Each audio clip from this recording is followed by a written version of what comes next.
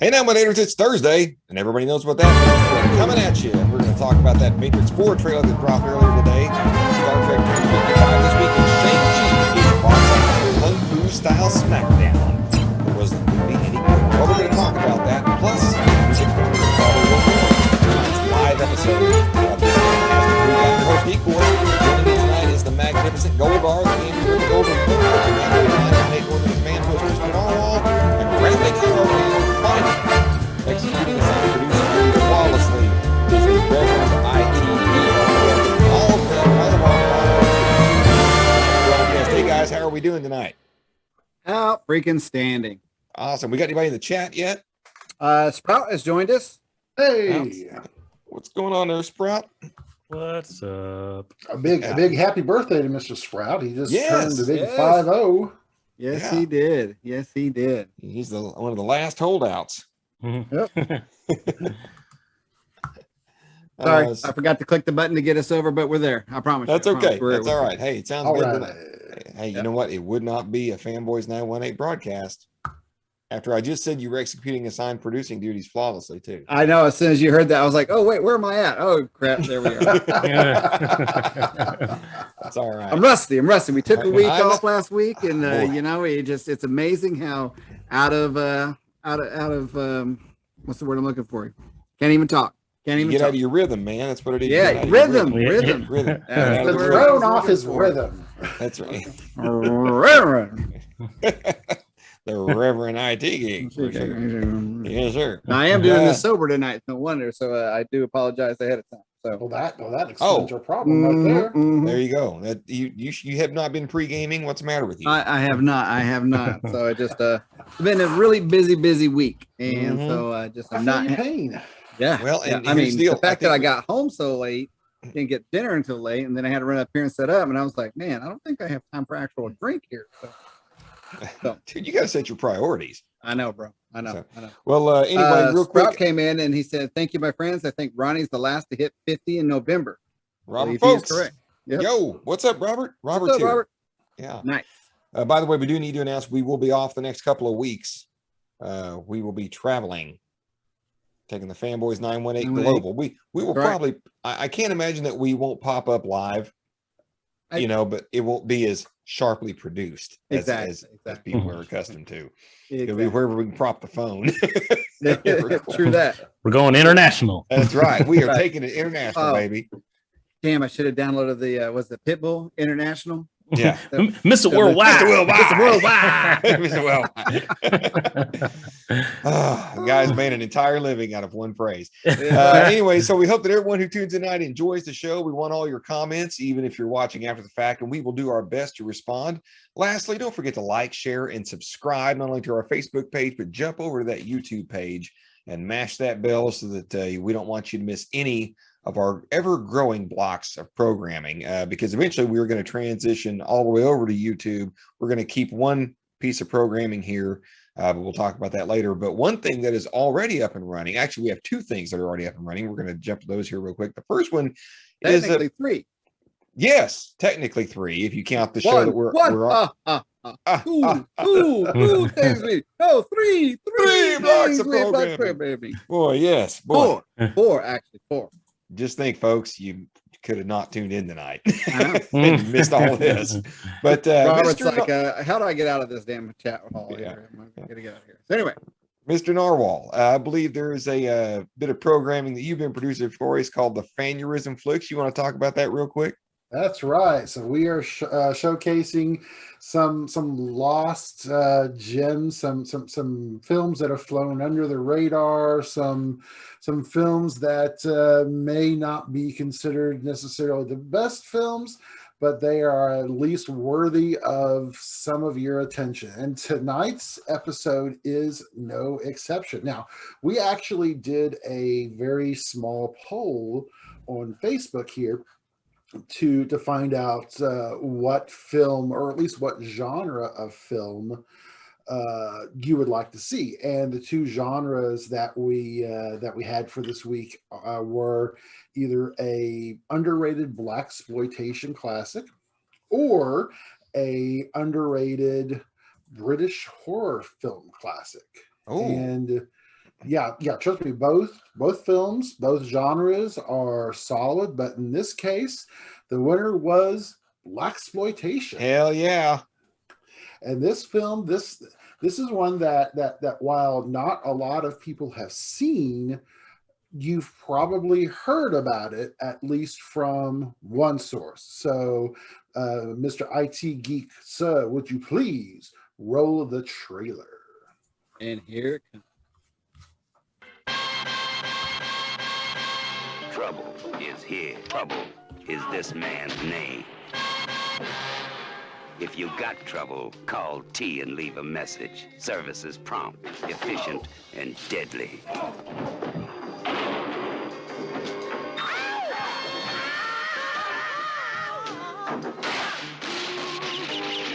Trouble man, you jive him, he'll wash you away.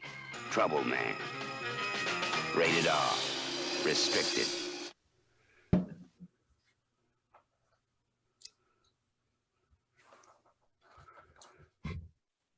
That was Troublemaker.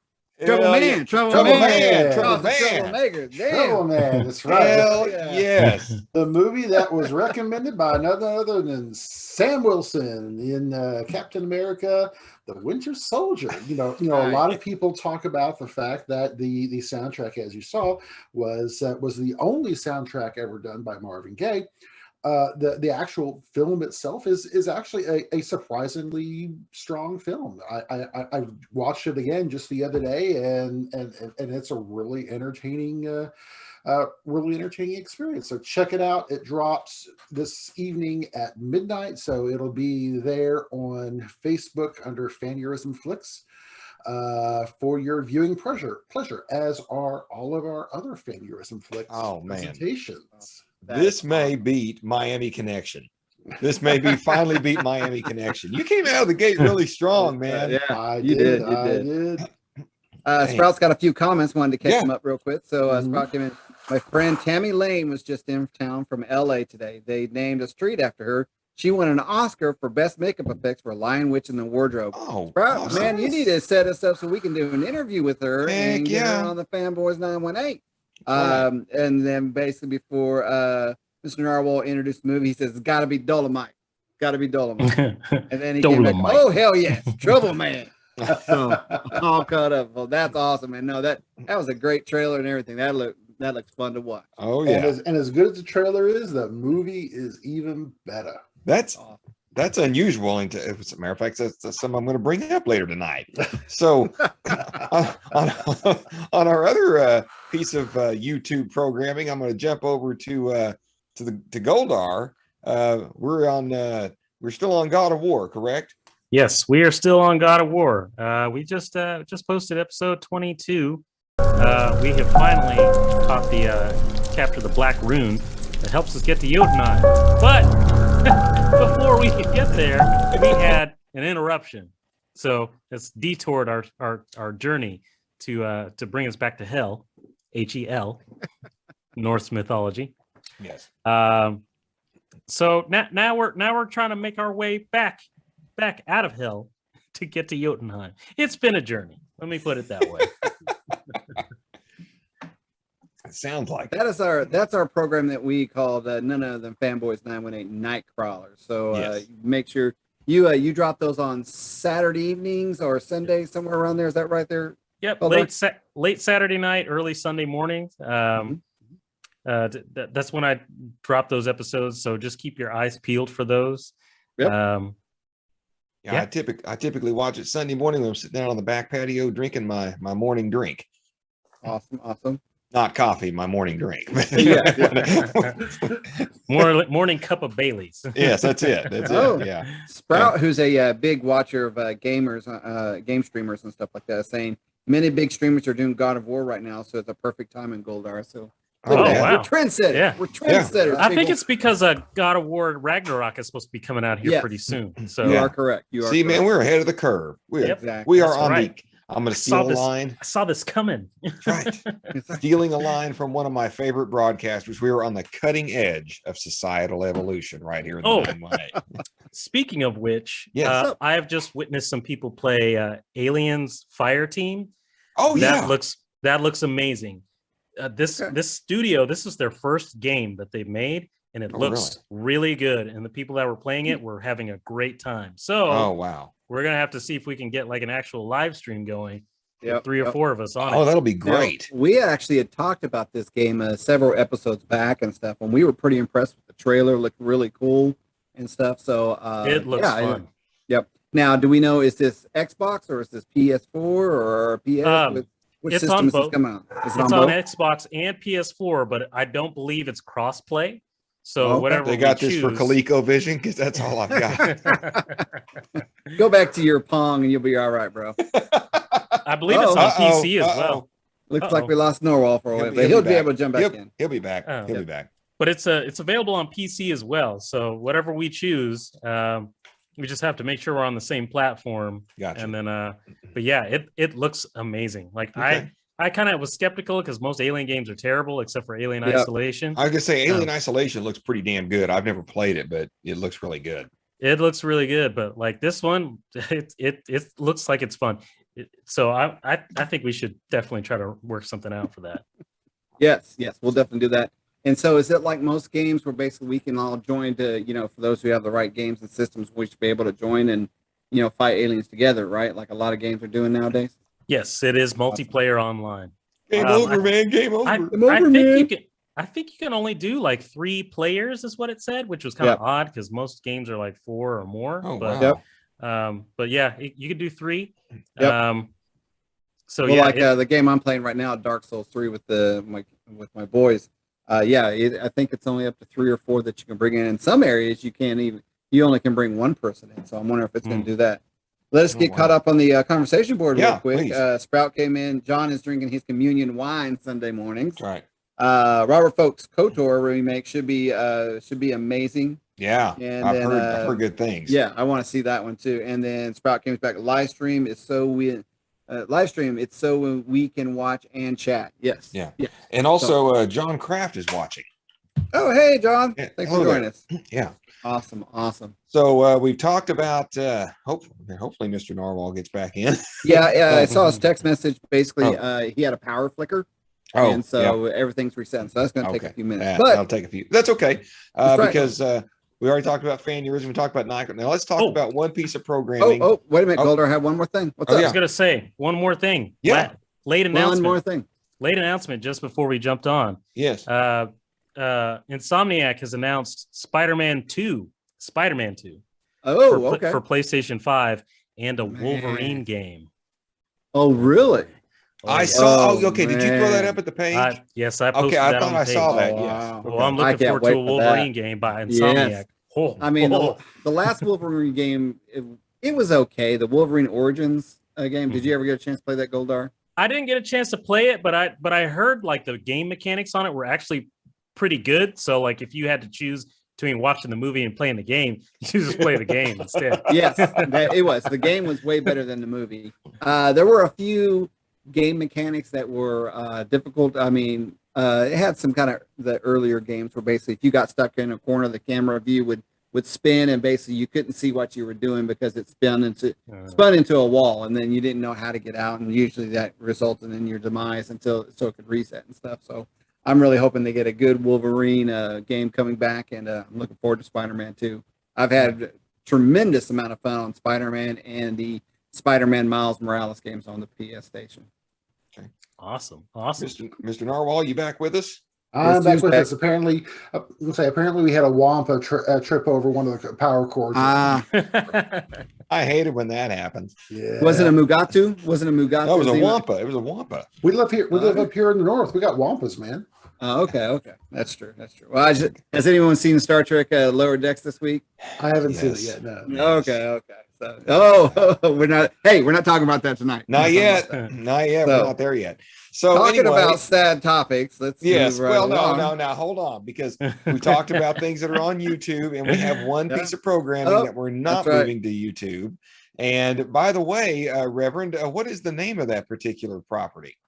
That would be Sci-Fi Friday. That's right. Oh, we didn't get much reverb that time. You're No. losing your text there, bud. No, actually, I had the echo up, so I think something's wrong with my board because the Okay. light's not on, and so I don't know what's going on. It may have bought the farm, so I don't know. Oh no. I'll play with it afterwards. Yeah. All right. Well, It was only anyway, $100. So So this week on Sci-Fi Friday, in case you couldn't tell by the name, we are revisiting as long as Facebook will allow us to the classic '90s series Babylon 5. We are we're into season 2 at this point, and this week a derelict ship from Earth's past brings live, and in the process creates trouble not only for our crew of regulars, but we have 2 high-profile guest stars in the form of Anne Marie Johnson and Mr. Reginald Barkley himself, Dwight Schultz.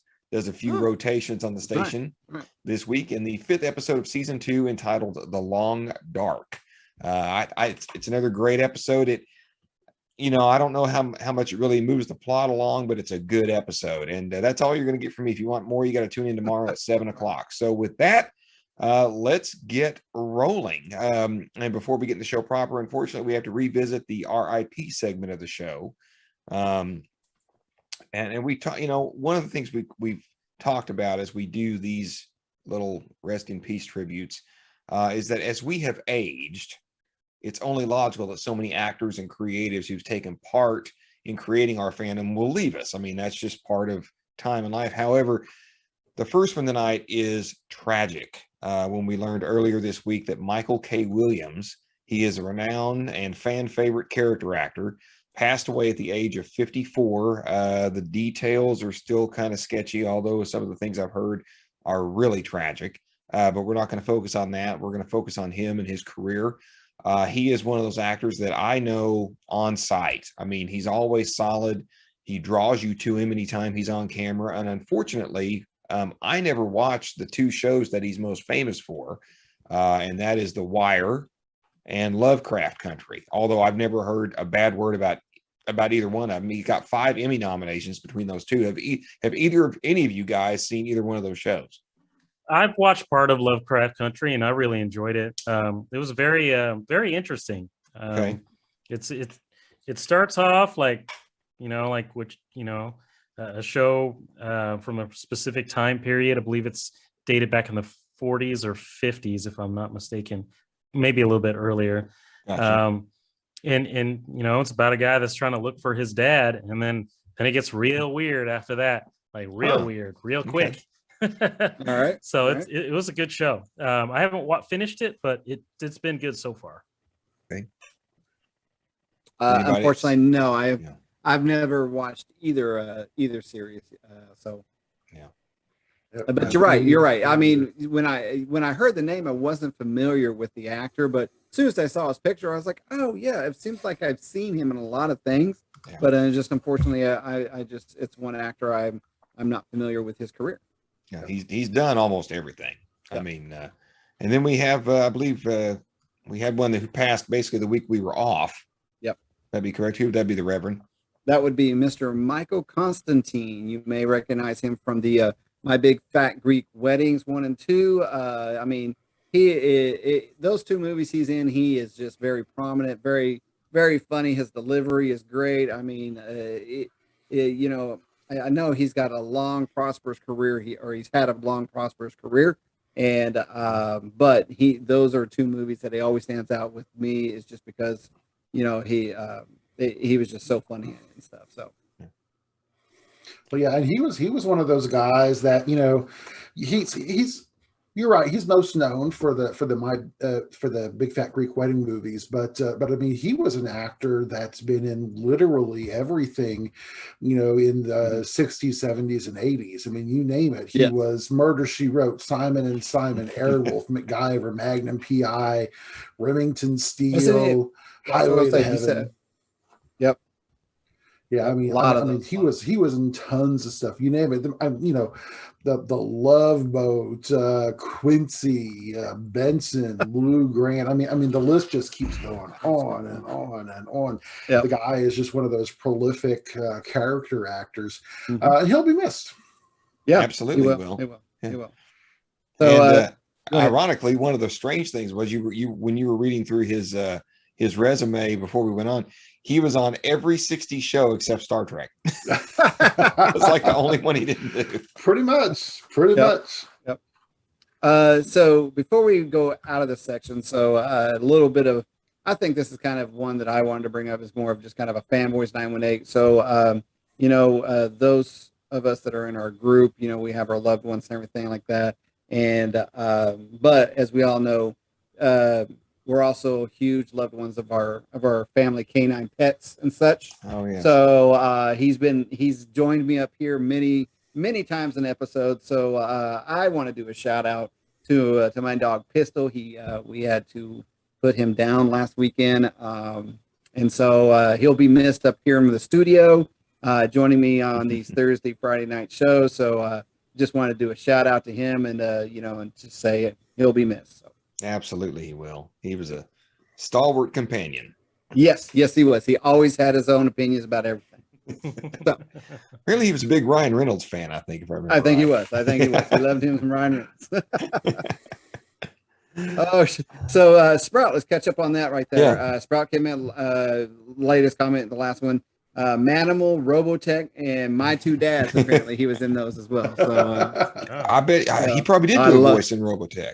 So, that wouldn't surprise me. Yeah, I totally. I don't know about a lot of people, but man, Manimal, I enjoyed that one. That was such a weird show. I loved Manimal. A lot of people hated that show, or just really just like. I don't remember being on long enough for me to form an opinion. It was not. It was not on long at all, but I enjoyed Manimal. I thought it was pretty funny. So they're doing a box set of Manimal and Street Hawk, and it's basically a flipper disc. Yeah.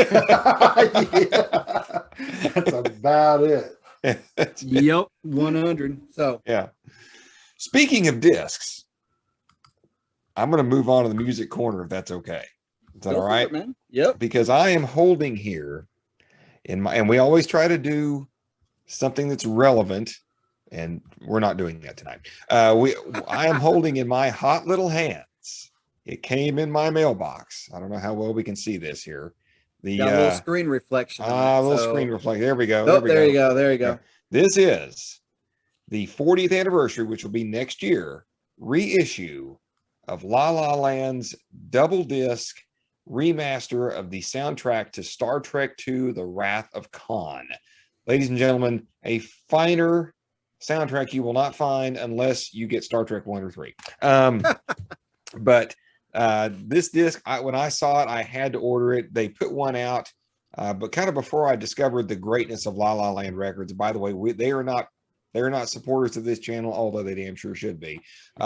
They do all kinds of hard to find soundtracks. Star Trek is kind of one of their banner Tiffany type brands that they do. But they do all kinds of really incredible soundtracks, stuff that you're not going to see, on mainstream that you can find there. One of the things they did a few years back that I will clutch to my grave is they did Mark Mancina's instrumental score for Bad Boys, which was they only pressed 3,000 copies of it. I have one of them. They only pressed 4,000 of these Wrath of Khan ones, I believe. Anyway, it's an expanded soundtrack. It's got all the musical cues on it in movie order, which is always a big plus for me. And because now back in the day, it sounds way better than the original Atlantic Records album that I had, and it sounds even better, and it even sounds better than the CD they did of that a few years later. But which is interesting because the Atlantic recording was one of the first digital albums ever done, but yet this sounds way better. Of course, we also have had 40 years of recording technology to bring that in and out. But that album, because of the limitations of how much material you could put on an album, they had to kind of pick and choose. And the Genesis Countdown track is like 12 minutes, I think. So that takes up almost an entire side. Plus, you had the Battle in the Mutara Nebula. So there were several tracks that didn't make it. And as a result, there were things that were like, oh, I really wish we had that. Or there were other things that kind of sounded like, for lack of a better term, musical wallpaper. Like it kind of got, is fine. I kind of, that's my big complaint about the Dark Knight soundtrack. It works really good for the movie, but it's not very listenable, Who wants to hear 20 minutes of the violin strings scraping discordantly for the Joker sound? It works great for the movie, but not so much there. But we have things like Enterprise Attacks the Reliant and all these other different things that are just so great that are part of it. We have Kirk, the track that was previously unavailable, Kirk boarding the Enterprise, and just I'm getting too deep in my dive here, but it's for completists as I am. It's great. And one of the other bonuses for anyone and it's not just for Star Trek, but if you buy any La La Land release, one of their big bonuses is they do the world's best liner notes. I have never seen liner notes done this. Now, I will say the ones they did for the motion picture 4-disc release is better than this, but it's still interesting. They talked to James Horner's widow.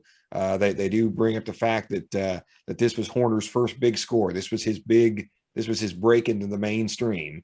And the previous one he had done was Battle Beyond the Stars. So that for Roger Corman. So that was the kind of stuff he was doing. And this broke him into the mainstream right after this. He ended up doing Aliens, and which, unfortunately, because of the time crunch, a lot of the cues on Aliens sound very similar to Wrath of Khan.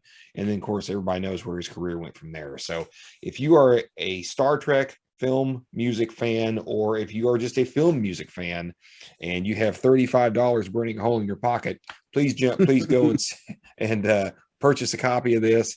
It is a fantastic release. Awesome.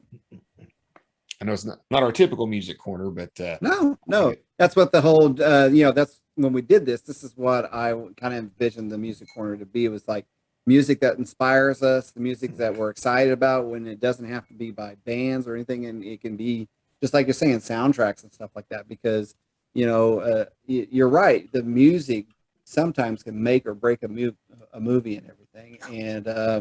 And how many times of like, man, that music sounds great, and when you take it outside of the movie, it's just like, oh, it really loses that appeal. I remember what was the one that had Wesley Snipes and Sean Connery in it, Rising Sun.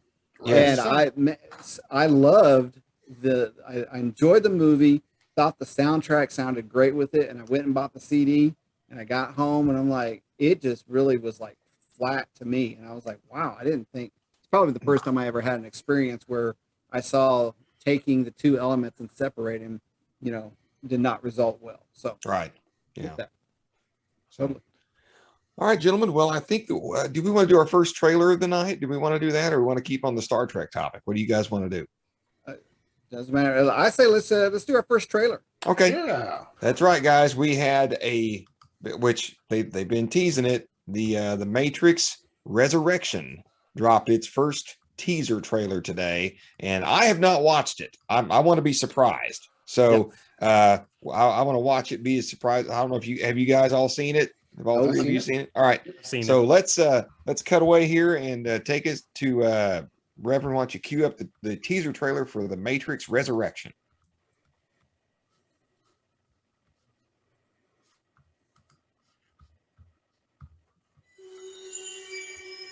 Thomas? You seem particularly triggered right now. Can you tell me what happened? I've had dreams that weren't just dreams.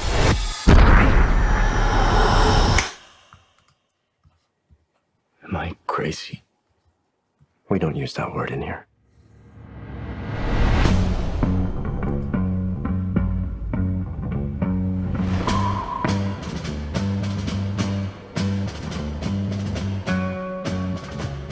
Hi.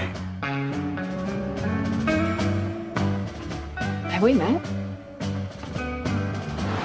One pill makes you larger and one pill makes you small.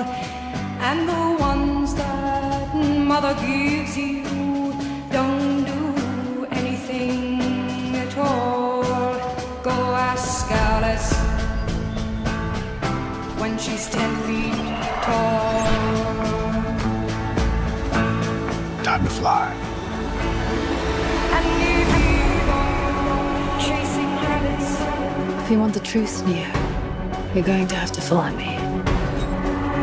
and you know you're going to fall. The only thing that matters to you is still here. I know it's why you're still fighting and why you will never give up.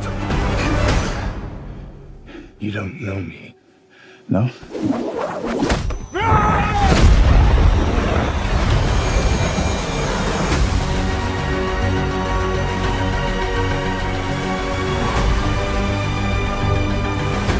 When logic and proportion have fallen, so be dead. And the white knight is talking backwards, and the red queens are with her head. Remember what the Dharma said. Feed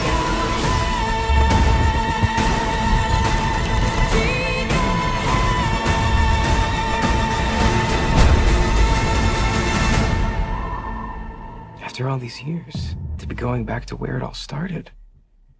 Back to the Matrix.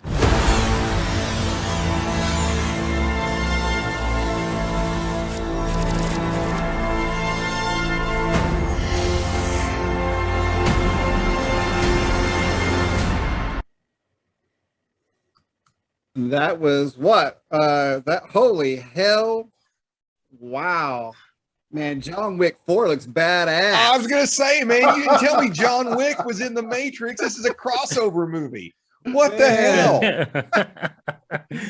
Yeah, somebody made a joke on Twitter that said, like, what if this whole time it was John Wick that was in the Matrix and he woke up and realized he had powers? And I was like, Oh my God. Like, yeah, what the hell, man? I didn't know they were doing a crossover movie with John Wick. bro, it is John Wick in the Matrix. What the hell, man? Keanu couldn't cut his hair.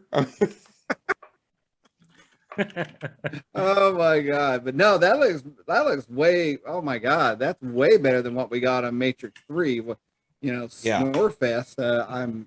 Oh my God, you aren't lying. I mean, That was just. Ugh, that was. hard to watch. and I'm hopefully this is not. Hopefully I'll get my man card pulled for this, but I don't know the way to describe it. I adored The Matrix. I loved that That was a great movie. movie. I expected nothing out of that movie. I went to see it because they were playing the Phantom Menace trailer, and Oh wow!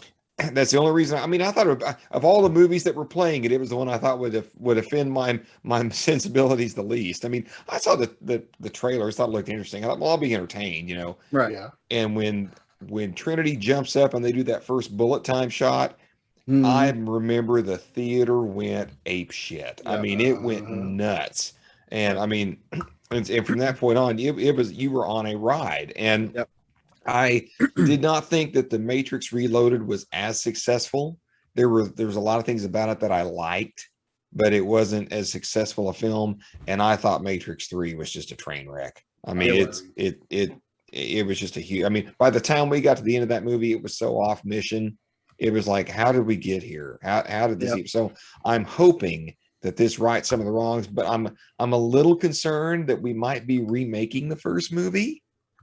I don't know. I mean, again, I'm saying I'm be the first person. If we didn't see all the familiar Matrix tropes, I'll be the first one bitching. You know. So I mean, what do you guys think?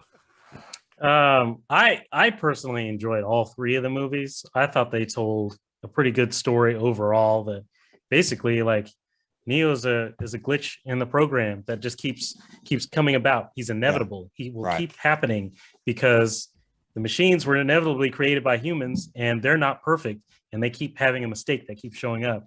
So my theory in this is that if these machines were living off of people as batteries, and these people aren't allowed to reproduce naturally, they're probably cloning. So I'm thinking this might be a clone, and maybe some residual effects from the previous the one, which makes sense because in the second movie, I can't remember what his name was. The architect. The architect, yes. He told us there were several the ones before. And they kept happening. And it's like, well, then how could they keep happening? Well, it's because it's not perfect, but they're probably being cloned, and the situation keeps repeating itself. So this might be the final closing of the loop that they were speaking of that could potentially happen. Let me catch us up on the comments real quick. Sprout came back in with we were talking about movies and such. The remake, they are remaking Silverhawks. All right. Oh, snap! Yes, I'm super excited about that. Sprout then came back. I love the Matrix trilogy. I'm trying to wrap my head around how he went from Neo, Matrix, Jesus to regular Joe again, and then basically he followed up with Preach Goldar. So if I could go next, I remember my very first time seeing the Matrix and what kind of impact that had on me. So I was actually on drill weekend, and I can't remember what I went to originally see, but they were sold out. And I had seen the Matrix trilogy I've seen the Matrix trailer, and like you, Geek Boy, I wasn't expecting a lot out of it. So I was like, well, I've got nothing else to do. I planned on coming to see a movie. So I bought a ticket, went in, sat down, and from that moment forward, I mean, like, holy hell. I was so caught up in that story. I bought the Animatrix DVD. And then I actually wound up buying the PlayStation, the Matrix video game, based off the Matrix 2. I remember that. Which one did you get? Because I think there were two games that came out. I got the one that had Jada Pinkett's character in it and stuff. I don't remember the other one. That's the only one I got and played. You got to fight, I think, the Ghost Twins and stuff like that. So it was a really, really great game at that time and everything. So the Matrix 3, it did very, to me, it wasn't the finish or ending I wanted. I don't know exactly how I expected it to end, but something to me, it just was like, it gave me the feeling that this was like, okay, we've written ourselves up to a Friday at 5 p.m. and they want the final product now. And period. There you go. And so I felt it was unfinished. And seeing what's going on here with this one, I'm hoping it is the finale that we wanted all those years ago. So, Marwa, what are your thoughts? Yeah, no, I just hope that there's a reason for this movie to exist, and not just the fact that, hey, let's remake Matrix. Let's do another one of those. And that's the only reason for it being there. I want it to actually have a reason that this story needs to be told. I'm excited to see, what they might do with this, but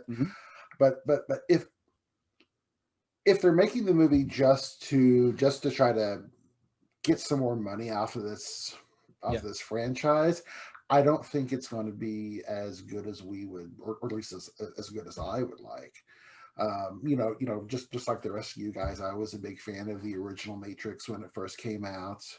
I thought Matrix 2 was quite interesting, and I like the rest of you guys just absolutely loathed Matrix 3. They just we're buying it a bit too much into their philosophy, and they're trying to really stretch that point a little more home than I think they probably should have for their own good. And that's the other thing I worry about, too, is this going to be another self-masturbatory wank, in terms of, trying to do something deep and philosophical and forgetting that they actually have to make it a entertaining movie that has a point to be there. So we'll see. I hope I'm wrong. Right. I agree with you. I'm hoping it's not like, hey, Keanu Reeves is hot right now. We need to find something to capitalize to make more money. So, dude, just come in, be John Wick, but we're just going to slap Matrix on there, and you get to have all your John Wick abilities, and guess what? You got bullet time, and you could do you be your Superman move and all that stuff again. So yeah, you were bringing up a great point there, Narwhal. Yeah, I just hope it's not another, it's not a cash grab for the fire that Keanu Reeves is right now with all his success on the big screen. Well, and you could never overestimate or underestimate the power of the almighty dollar. But I'm assuming if the script wasn't good, Keanu would not have done it. That's my hope. I'm hoping that. But hey, and what's the reason why Lawrence Fishburne isn't back? So, I'll let you go, Mr. Narwhal. Go for it. So they actually continued the story of the Matrix after the movies ended. They had the Matrix Online, which was basically like this multiplayer online game. And what they basically were telling in that story is that Morpheus wanted Neo's body back because the robots, if you remember at the end of the Matrix Revolutions, they took the body, which was just this mystery that they never answered for us. They're like, what are they going to do with the body? Like, that doesn't make sense. He's dead, right? That's where my kind of clone theory comes from. Like, they took his body so they could clone him because they need him for something. So what ended up happening was Morpheus was releasing these code bombs that were basically waking people up from the Matrix again, because, well, the machines weren't going to give Neo's body back. So Morpheus was like, well, I'm not cool with that. So I'm going to start waking up more people so you have less batteries. And the machines were like, no, we're not cool with that either. So they ultimately killed him. Wow. And the fans were not happy. They were not happy when they did that in the game. Because he's a prolific character. Like, he's the one that took us down our first journey through the rabbit hole. Yeah, exactly. Our Alice in Wonderland trip. So he died. But if you notice, I can't remember the guy's name. He played Black Manta in the Aquaman movie. Oh, yeah. He is supposed to be, looks like he's playing a younger Morpheus based on what it looks like in the trailer. Right. So I was thinking that. I was like, is this supposed to be a young Morpheus, or is this maybe a Morpheus? Maybe he had a son and he's carrying on the mantle. Morpheus Jr. Yeah, Morpheus Jr. Morpheus 2. Morpheus the second. I like Morpheus the second. Morpheus. Trouble Morpheus. Trouble Morpheus. Those Morpheus. Well, I know from a production standpoint, Lawrence Fishburne was a little annoyed that they didn't approach him for the film, and if there is a plot reason or some other a basis for that, Fishburne hasn't said. So his most recent comments were of his disappointment that they did not invite him back. Well, yeah, he don't play that online stuff. You're like, hey, man, I was alive. What the hell? I was alive at the close of that movie. What? Yeah. I'm like the only one who lived. You all didn't call me back. Yeah. So we'll see if there's a specific story reason for that. So okay. Okay. Well, we are hoping for the best for Matrix 4. I hope it does well at the box office, but we're gonna talk about that here in a little bit. But before we do, we have two, not one but two big anniversaries to talk about. The first one, Turtle Gal and I are celebrating 21 years of nuptials today. Wow. well, Why are you even congratulations. on the show? What's she doing right now? She's outside on the Ipid, and I'm sitting here. We kind of talked about her like, well, first of all, it sucks when a big day like this is in the middle of the week. Oh yeah. Then it's like we're getting ready to go on vacation, and it's like we'll just save it all up then. Just save it all up then. Which I believe that Mr. Narwhal is also in the same boat. I think you're a day early, aren't you? Yeah. You'll never let me live that one down. For anybody who doesn't know, so Mr. Geek Boy and his bride to be decides that they're going to what was it, Eureka Springs, yes, for their big wedding, and so Mrs. Narwhal and I, of course, we weren't Mrs. Narwhal at that point, but we'd been living together for quite some time at that point. And we got down there a day early, and we saw how totally easy it was for people to get hitched. And we said, you know what the hell? Literally, it was that quick, and so we went down. I think she remember I remember her telling me you guys couldn't decide if you're going to get married at the tarot card place or the T-shirt shop. That's pretty close. We got married in some little old lady's parlor, and our wedding cake was I shit you not, a Twinkie with a candle in it. No, I did not know that story. Well, I wouldn't know anything about that, because someone, even though I warned him, like, my drill times are always the first weekend of every month. So, like, don't do anything on that weekend so I can be there. And what's this sorry SOB do? Hey, guess when we're getting married? Can you be there? It's drill weekend. I can't be there. I would ask that you take that up with the Turtle Gal. She's the one who selected the date. Don't be throwing her in the bus. She's not even here to protect herself. I know. Exactly. Why do you think you did it? I know. So the next anniversary we're going to talk about is a bit longer than that. Yeah. Star Trek yesterday.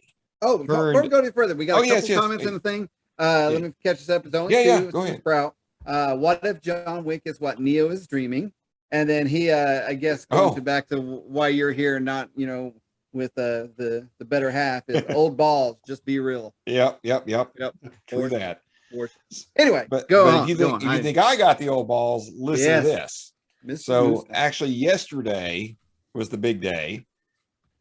Star Trek turned 55 years old yesterday. So September 8th, 1966, The Man Trap rolled across screens on NBC. So Star Trek turned 55. I want to thank Paramount Pictures and everybody involved for 47 great years of storytelling. I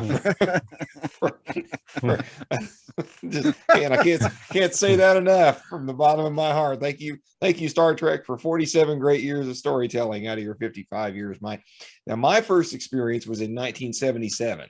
So I mean, you got to understand, I was part of the syndication generation, if you will, that discovered Star Trek, and this is so surreal. I'm trying to remember, like, I know exactly what my first episode of Star Trek was, but I'm trying to remember, like, the time period, because my parents had taken me to see Star Wars that evening. And of course, 6-year-old kid coming out of Star Wars. I mean, you might as well have just shoved sugar down my throat. I mean, I was bouncing all over the place. Excited, came home, couldn't sleep. Well, Star Trek premiered that night on KTUL, on the Channel 8 local affiliate, and they were showing the episodes in production order, which in my opinion is the superior way to watch them, folks. And so my very first Star Trek episode was the second pilot, Where No Man Has Gone Before, and I was hooked from that point. I mean, Star Wars was a movie. Who knows when I'm going to see it again? I get this every night, every weeknight at 10:30, well, at least until school started. Right. But anyway, and even then then you figured out how to work the VCR. Yeah. Well, we didn't have to, dude. It was 1977. We didn't have no VCR. I'm just kidding. I'm making a joke. We're not here for accuracy on all things. Good dude, you got to be accurate, because here's the thing.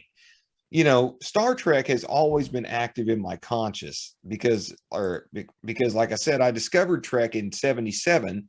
Well, in 1978, when the shows were still running in syndication they announced Star Trek: The Motion Picture. Movie came out in '79. Great, I'll be fair to mixed reviews. Then Wrath of Khan hit in '82, but between '79 and '82, you had Pocketbook start their publishing line, and I mean, it just never went away. And it seemed to me that until Enterprise was canceled in 2005, thank you, Les Moonves, that Star Trek was always in the forefront of my mind. I mean, it never had a lull in content like Star Wars did. You know, I mean, you had Star Wars, and you had 3 years, and you had Empire. Then you had 3 years and you had Jedi, then you had nothing for a long time. But anyway, and I also want to say something else. I don't think that can be understated enough. And then I'm going to shut up and let you guys talk if you want. Star Trek was my first fandom experience with tie-in merchandise that came at you from an in-universe perspective. Like I have these things here. You can tell how worn they are. Mr. Scott's Guide to the Enterprise. I have that right here. Here's a deep cut. The Star Trek Concordance. Okay. And I mean, this thing's got this little wheel you can do references with and everything. And lastly, my Starfleet medical reference manual. All right. I mean, this stuff.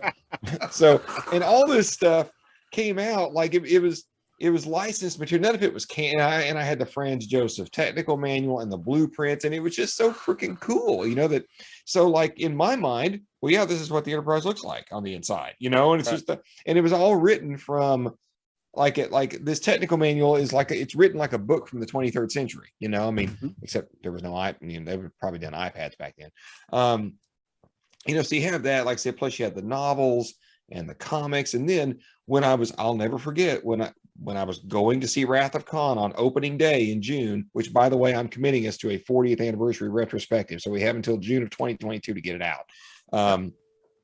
I'm walking kids. This is back when you had to go stand in line and you had to get there early so you could get a seat because you couldn't pick your seat.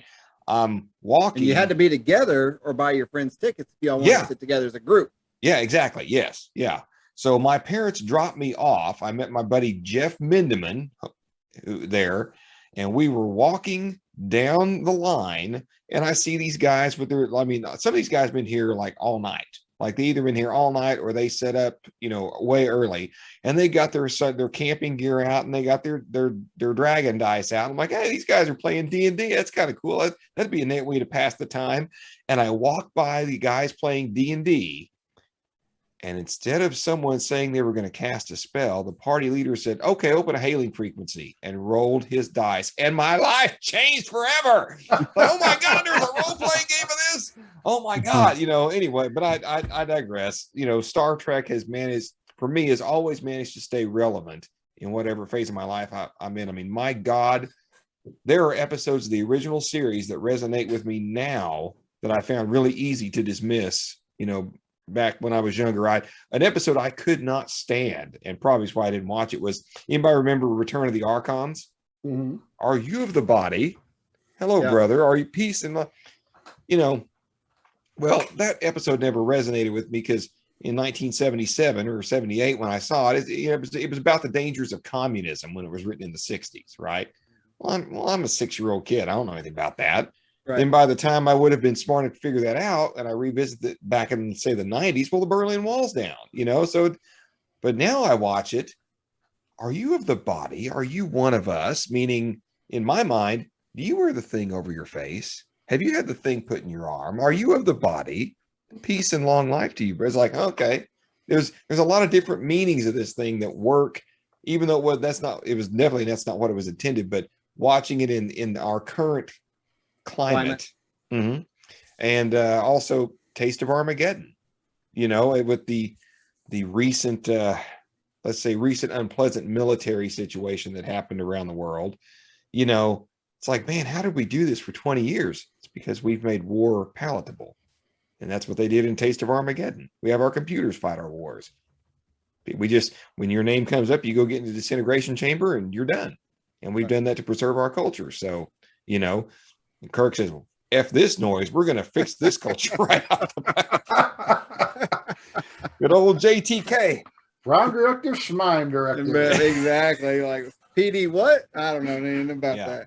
and like I say, this is an episode of 1960 scripted television that I'm watching and I'm riveted by, and I guess that's what has saddened me ever since 2009. And as I've said, I've enjoyed all the Kelvin movies to varying degrees, but if I had to pick a point in time when Trek started to kind of lose its resonance with me, it started with those films that led us on the trajectory to our current slate of Star Trek. So anyway, that's all I'm going to say for now. I'm going to shut up and let one of you guys say something besides me.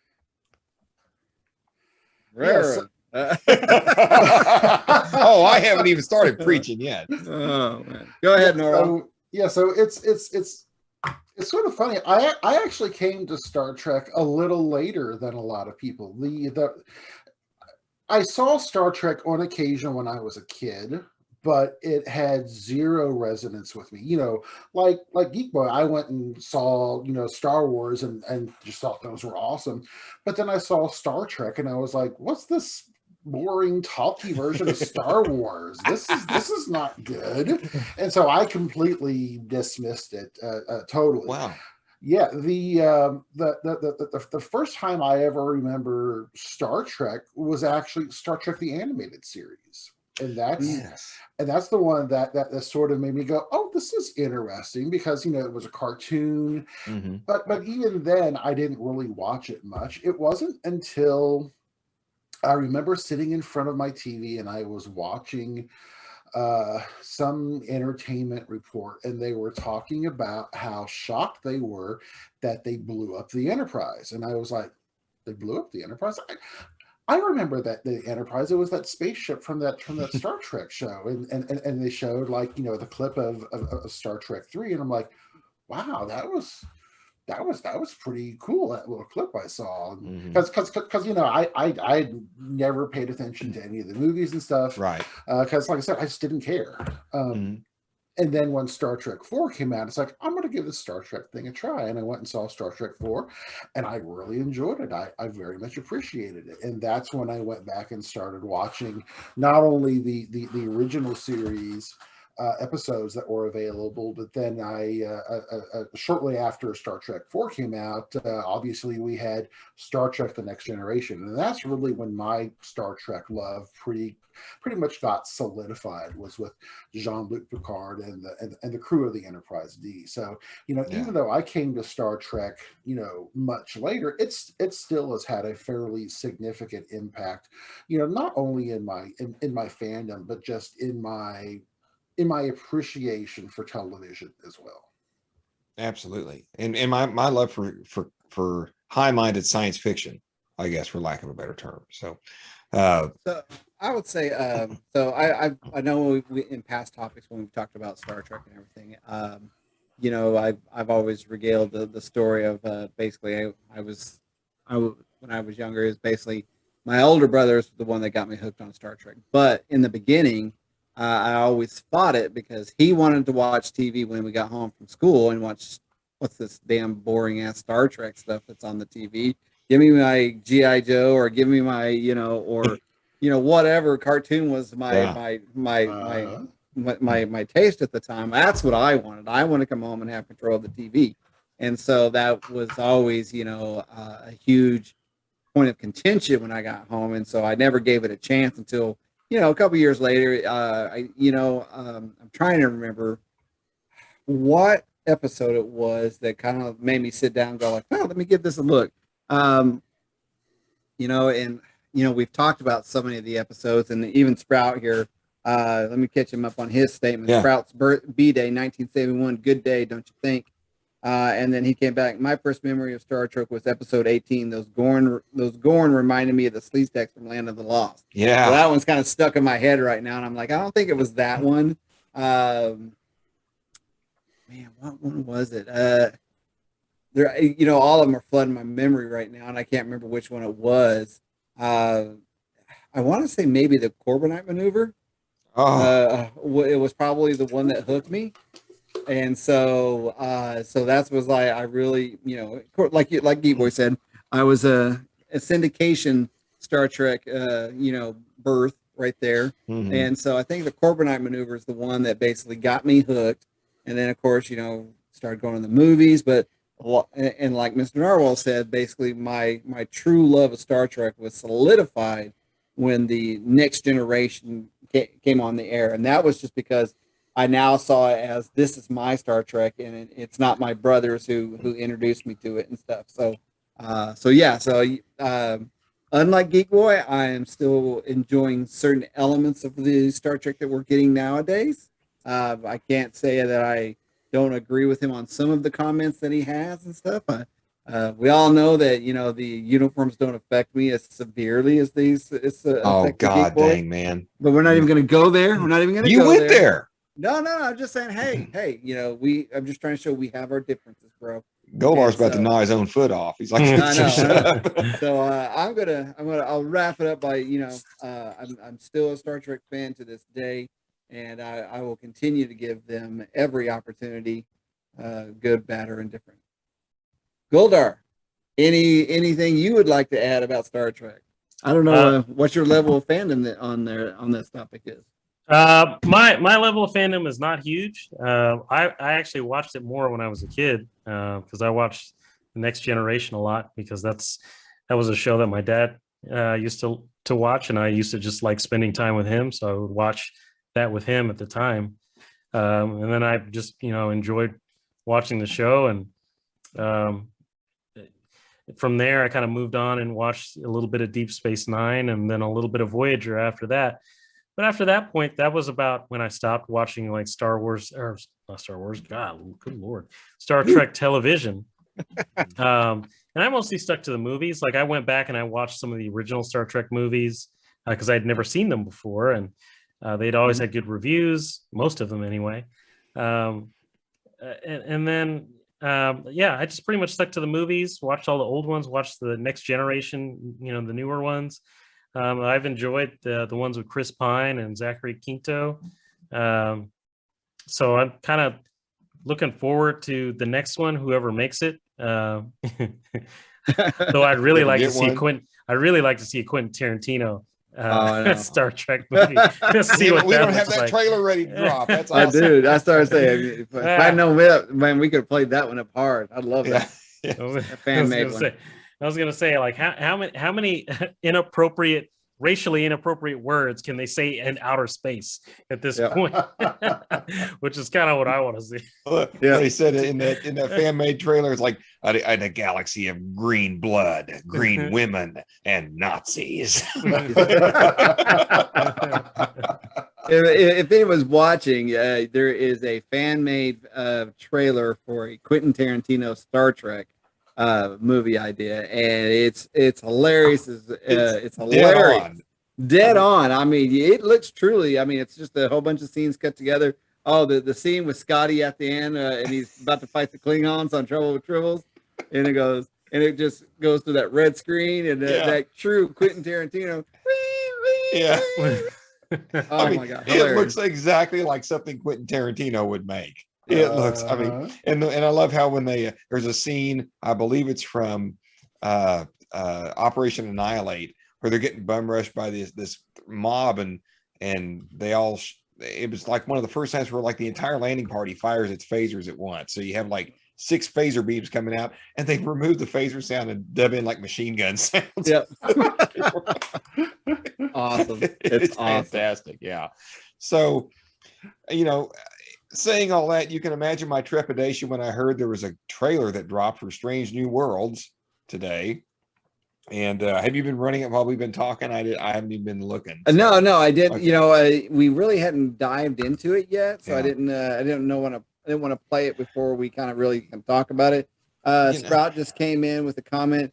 Quentin's version will be the only way Samuel L. Jackson will be in it. Set phases to stun, motherfucker. That's right. Can you, dude? If they do a Deep Space Nine movie, that's it. Sam Jackson is playing Benjamin Sisko. Yeah. Can you imagine? The wormhole aliens showed up. Oh, I'm sorry, did I break your concentration? I mean, can you... What do you mean a wormhole is open? say wormhole again. Yeah. Wormhole again. Yes, they deserve to be phased, and I hope they burn in hell. I know you have the prime directive, but seeing as how it's a dumbass directive, I've elected to ignore it. My God. Oh my God. We need to write this right now. Samuel And send it to him. Oh my gosh. Yeah, I can see. Then we could get the Cisco from the beginning that we were wanting. You know, like we when they cast Avery Brooks, everybody, like the guy said in the documentary, was like, no, this guy can have a silver-plated phaser. And I was like, no, it's not. It's like my dad version of Avery Brooks. Yep. Everyone was like, man, we getting hot. We getting hot. Yeah. On Deep Space Nine. And then it was like, no, we didn't. We did not get got Hawk. Hawk, but we did. It took a while. But yeah, so I watched this trailer today, and it has a lot of unmitigated fan service without a real working knowledge or understanding of Star Trek. I think. I mean, I really love Anson Mount. I really love him as Captain Pike, and I really enjoy Rebecca Romaine as number one in the episodes they've been in. I'm kind of on the fence about Ethan Hawke's or Ethan, not Ethan, Ethan Peck. Ethan Peck's portrayal of Spock. I'm kind of on the fence about that. But I mean, I got the trailer if we want to run it. Go ahead and cue that up, and we'll talk. We should warn that this is a Paramount property, which means we could get muted until we can test it and get it released. So, you know what? That being said, do you even want to mess with that? Because we've got a lot of good stuff ready to come. I mean, you know, we can talk about it without having to really play the video. I agree with you. I mean, I don't want to mess with the copyright strike on something like this. Yeah. I mean, to be honest, in hindsight, when I was playing a little bit of the Wrath of Khan trailer, I was like, man, that could be killing us. So who knows where we're going to get. But anyway, but with that, I agree. I mean, you know, Anson, I think, is a great casting for Pike. I liked it with he was in Discovery playing the role. You know, Rebecca in the beginning, I thought she was a great number one. It wasn't until they had the whole Ethan Peck and her trapped in that turbo lift scene that was kind of like a one shot that I was like, that made me cringe very, very hard. And so I don't know, but I've never really been a big fan of Ethan Peck's portrayal of Spock. So, but I am excited about, you know, what characters are we going to get back? I mean, you know, if we think about when this all is going down, there should be no Scotty, there's no Bones, there's no Uhura, you know, there's no Chekhov, there's Sulu. So Cadet Uhura is serving aboard the Enterprise, apparently. Yeah. But I know. I guess they never said that, did they? They never said that whether she was or was not on there. No, and they've got Nurse Chapel on there, which again, but actually the biggest sticking point for me, and this is not because the character wasn't cool, because I mean, I don't know the actor playing him, but they're doing Dr. Mbenga, and I'm like, he was a doctor under McCoy. He was younger than McCoy. Why is he on the I mean, Dr. Boyce was the chief medical officer under Pike. And I'm like, these are all good characters, but what, man, it's like, it feels like an unnecessary burden of fan service. So every time one of these three characters gets in danger, I'm like, well, you ain't going to die. You know, I mean, seriously. So I don't know. I think, and my God, they effed up the uniforms again. They finally had them looking decent and they screwed them up again. Now, are they going to try to maybe, I don't know, are they trying to go back to what the Enterprise was looking like in the way of those jumpsuits, of their uniforms? I mean, you know, they almost look more like the ones from the Chris Pine movie than they do Discovery. Oh yeah. But see, I actually liked the Enterprise uniforms in Discovery. Am I making sense? Yeah. Their depiction of the gold, blue, and red uniforms I actually liked, and now they've totally screwed that. These look like dry fit, you know, some Under Armour stuff you just throw on and walk out. Like this guy in this uniform, man. This guy in the uniform. It's part of the fabric of Star Trek. No pun intended. That's what I say. There was a pun intended. You know there was. Man, I wish my soundboard, I would have slapped you right there. I know. That's a damn shame. All right. So I'll tell you what, guys. Has anyone else seen that trailer? Want to make any comments on it? If not, we'll move on to the main topic of the night. I have not. I have not seen it yet. No. No. Well, check it out and let me know what you. I mean, it's more of a, and I say that they don't show a lot. It's mainly all the actors talking about how honored they are to be on Star Trek. So I mean, Right. that's fine. But some of the clips they show, I'm like, really, we're going to go there? I mean, and of course, number one has the coolest looking uniform, which is fine. But why'd you take everybody else's cool uniform away? Yeah, well. So let's talk about the big movie that opened this past weekend. That I believe the Reverend is the only one who has not seen it. And You're correct. Man, huh? what the hell, man?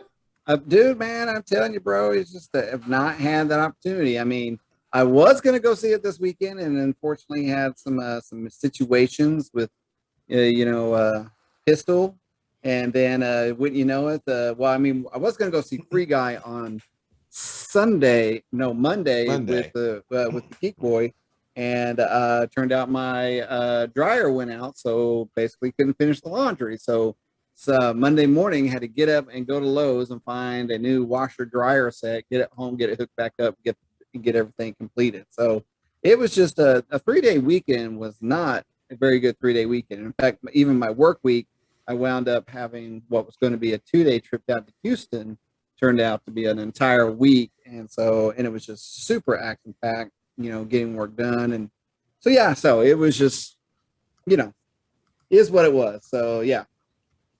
So All right, we'll let it slide this time. yeah, I appreciate exactly. All right. Goldar, you want to kick us off? Because I know you are the biggest, probably the biggest Marvel fanatic, maybe even bigger than the Reverend there. You want to kick us off with your thoughts on Shang-Chi? Oh man, Shang-Chi was incredible. Marvel should have led with this instead of that old dusty Black Widow. That was like some phase 2 type stuff. This was like where it was at. This is where Marvel has been going.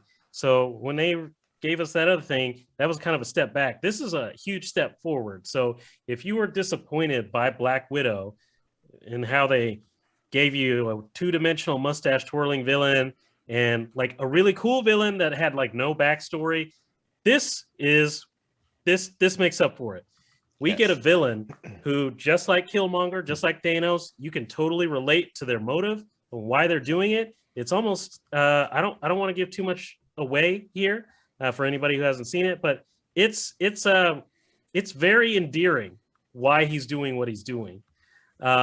They crack jokes about the whole Mandarin thing from Iron Man 3, which I was really hoping that they would do because it really needed to be made fun of the way that they did it. Yeah, it did. Hell yeah. Oh boy. Hell yeah. So those jokes were great. They were fantastic.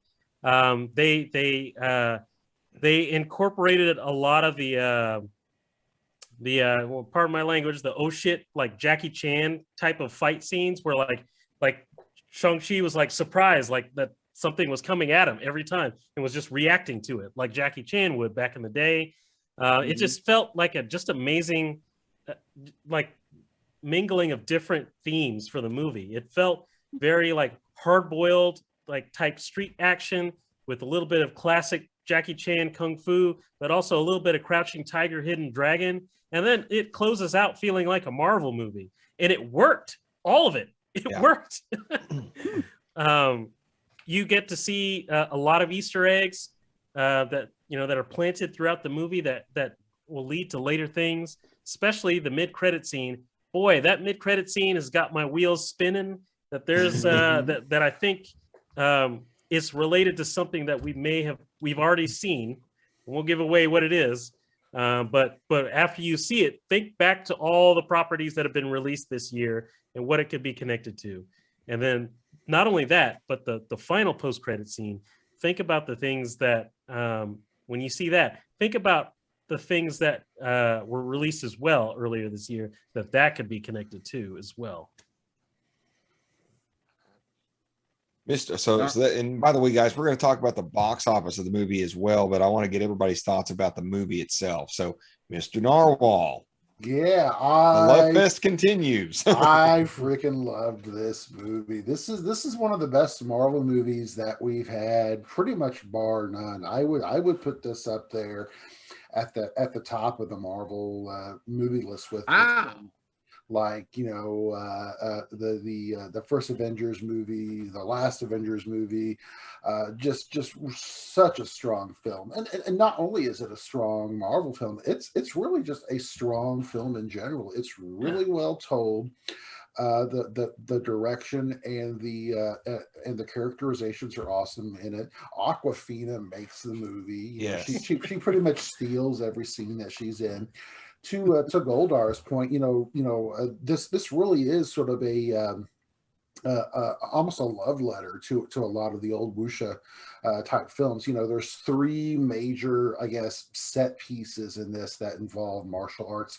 The ones that you've already seen are, in the trailers. You have the big bus fight, which is to Goldar's point, almost literally a note for note, version of a Jackie Chan fight.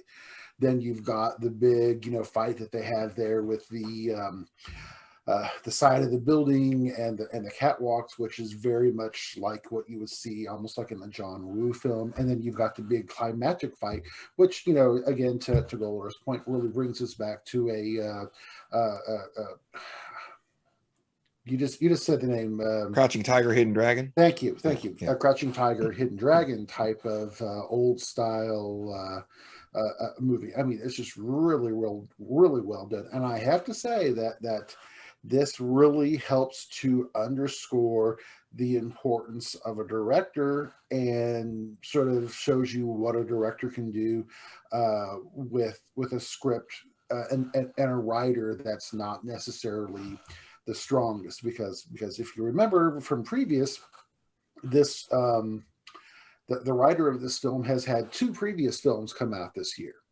The first one was Wonder Woman 84, which was a horrible movie. The script was just all over the place and really poorly done. And then you had Mortal Kombat, which, the first few minutes of that Mortal Kombat movie, that's what we got for pretty much the entire movie in Shang-Chi.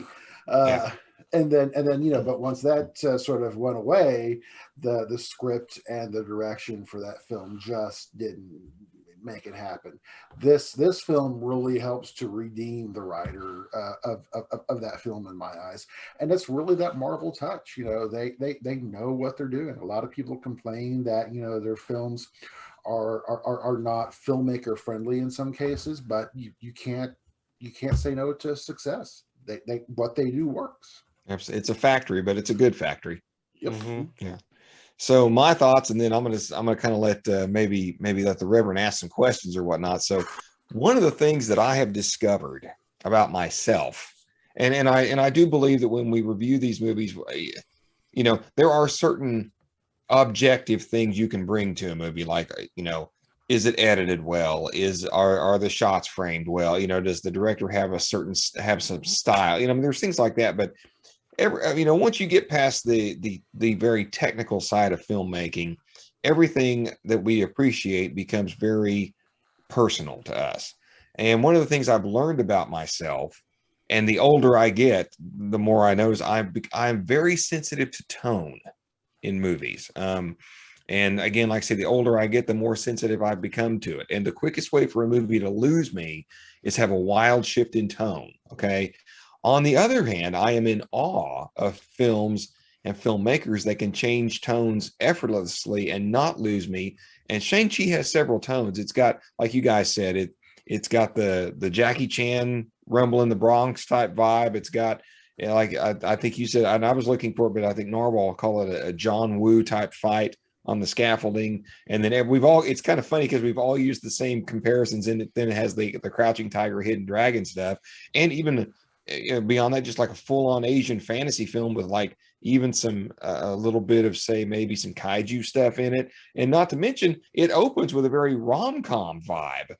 I mean, it doesn't open on that, but the first third of Shang-Chi's story is kind of a rom-com vibe. And then you've got this whole opening sequence that I'm telling you, the last time I was moved this much, it's not as emotional as the opening of Up, but it's in that type of vein, and wow. By God, it moves effortlessly through all these tones. I mean, I never once went, oh, we're doing this now. No, man, I'm telling you what, this movie, I freaking loved it. I really did. And I wasn't wanting it to be bad, and I wasn't I'm telling you, I've been very critical of a lot of Marvel's recent output. So I did not have high hopes for it. And speaking of that, Marvel needs to fire whoever is cutting their freaking trailers right now. Okay. I mean, seriously, I appreciate not giving everything away, but damn, you're supposed to at least get me excited about it. And I mean, the trailers were not doing this movie any favors. I mean, and so now I'm thinking, well, crap, man, if that was lame ass trailers, well, what the hell is Eternals going to do? Because I mean, that thing looks like a freaking snooze fest. And it's like, my God, this movie was so, underserved by its marketing campaign. Now, I have heard a few people complaining about things online that I'm just going to respectfully disagree with. I see some of the things that they're talking about.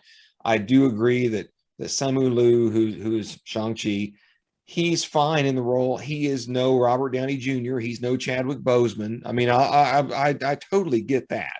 But, and again, this is my personal reflection. He's also no freaking Brie Larson either. Okay. He's not an anchor on this film that just drags the whole energy of the film down.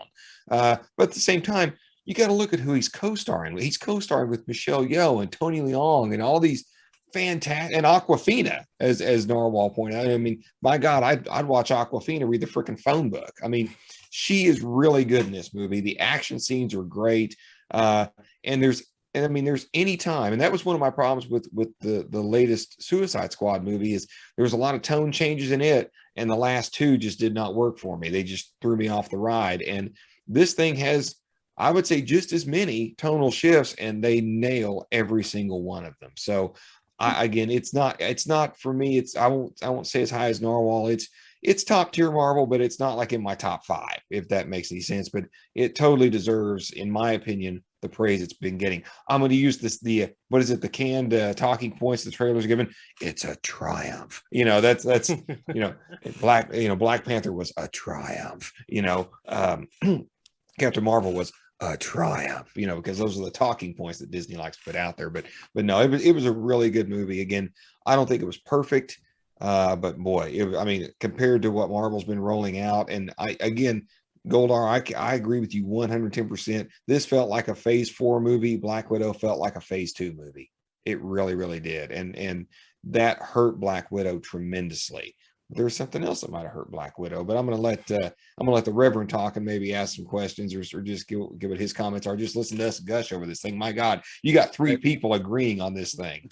I know, and lately when we've discussed our movies and stuff like that, the fact that we've all agreed that there was, across the board, that the movies have been that good. There's always been someone in the group that's like, didn't really work for me. So that to have our panel right here kind of together, and then the majority of us, the majority of us that's actually seen it, and one person hasn't, me, that is fantastic. So it's very inspiring and making me feel full of hope that when I go see it, I'm right on board with you.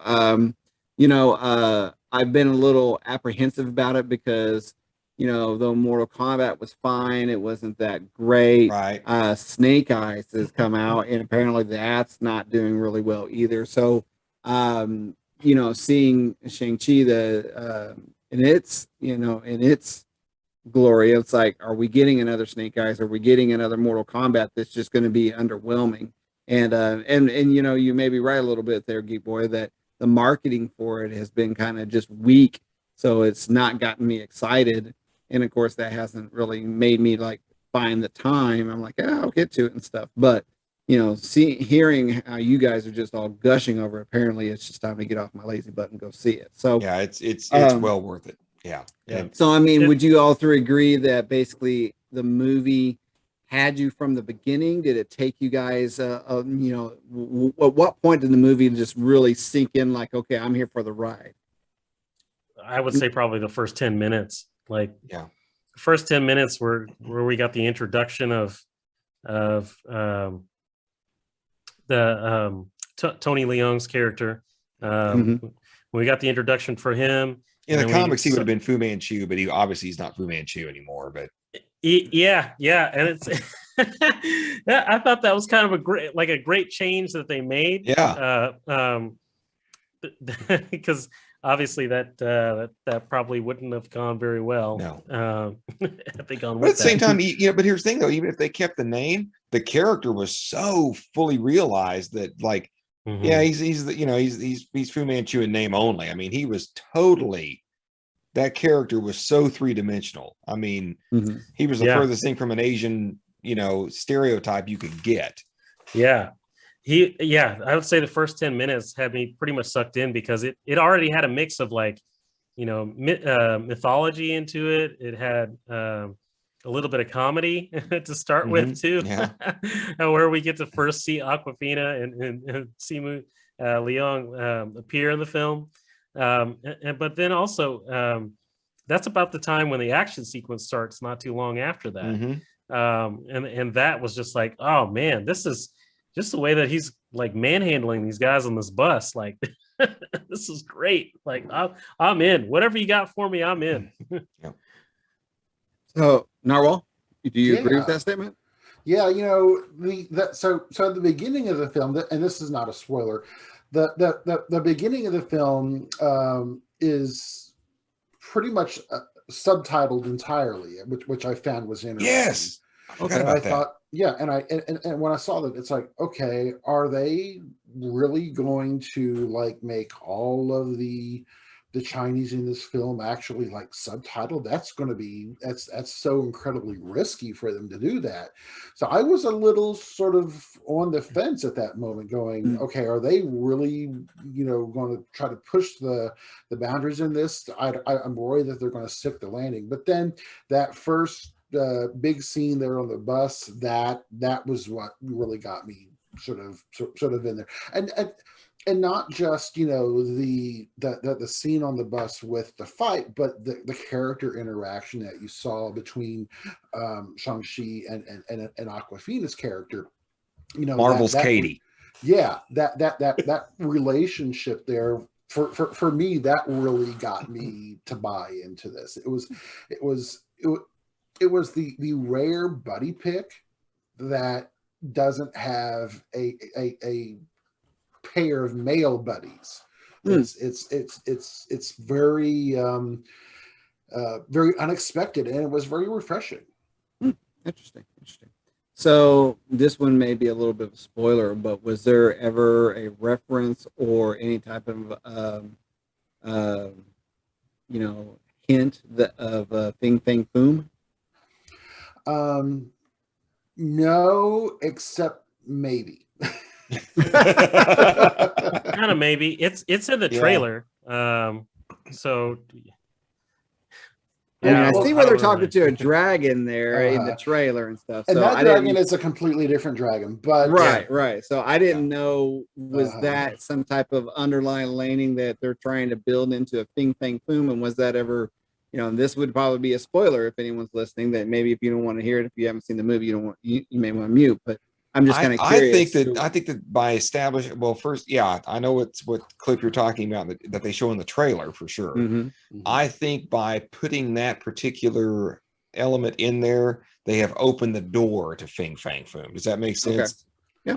Well, and then in the first in the mid-credit scene, there's a reference in there when they're talking about the thing that they've discovered, that if sort of the background of the Mandarin and his abilities would lead you perhaps towards some of those kinds of thoughts. Okay.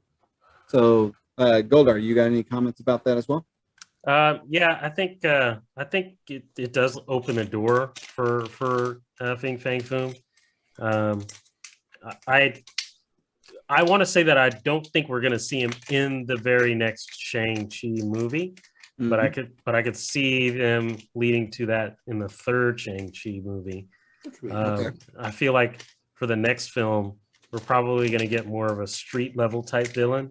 Versus like one that was heavy into fantasy and mythology, like the Mandarin and the Ten Rings. and what we ultimately see in the final act. I don't want to spoil it, but I think we're going to bring it back a little bit for the next one, and I think we're going to go like all in kind of kung fu, Crouching Tiger, like through the whole thing, without any tonal changes. I think it's going to be that for the next film, but the third film I think we'll see Fing Fang Foom. So have we heard that Shang-Chi has already been greenlit for 2 yet, or 2 and 3, or where?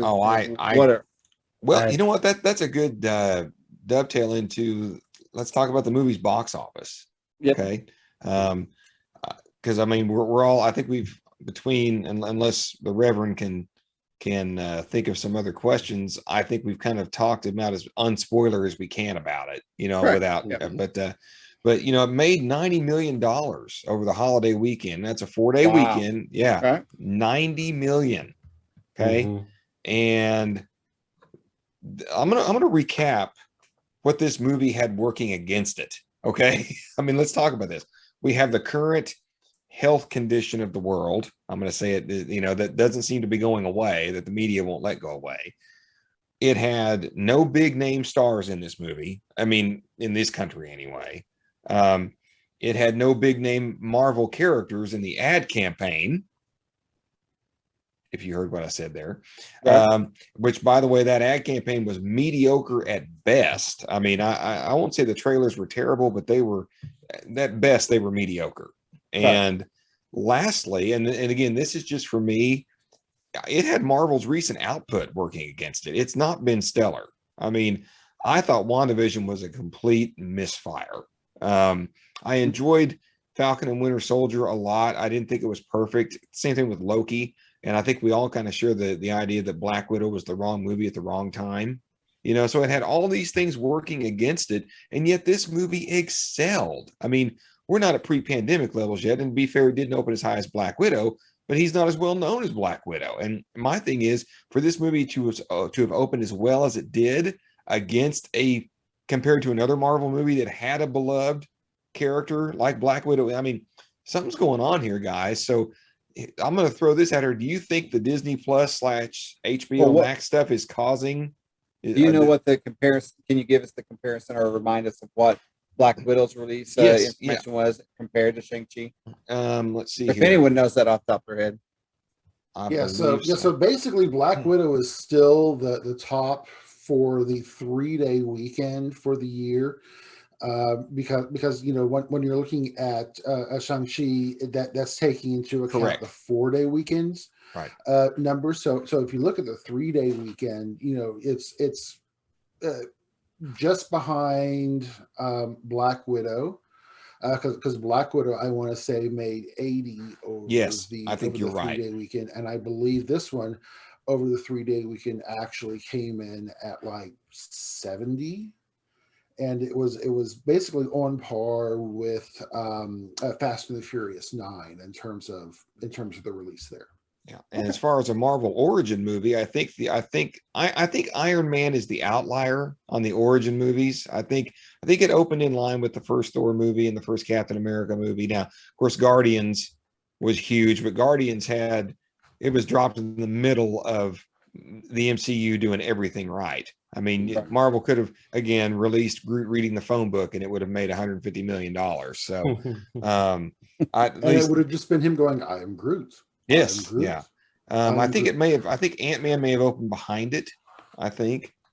But again, I'm not just sure where it came in there. But one thing that is interesting is that not only did Shang-Chi do just great box office for the pandemic, it's actually the #1 release for Labor Day, period. Right.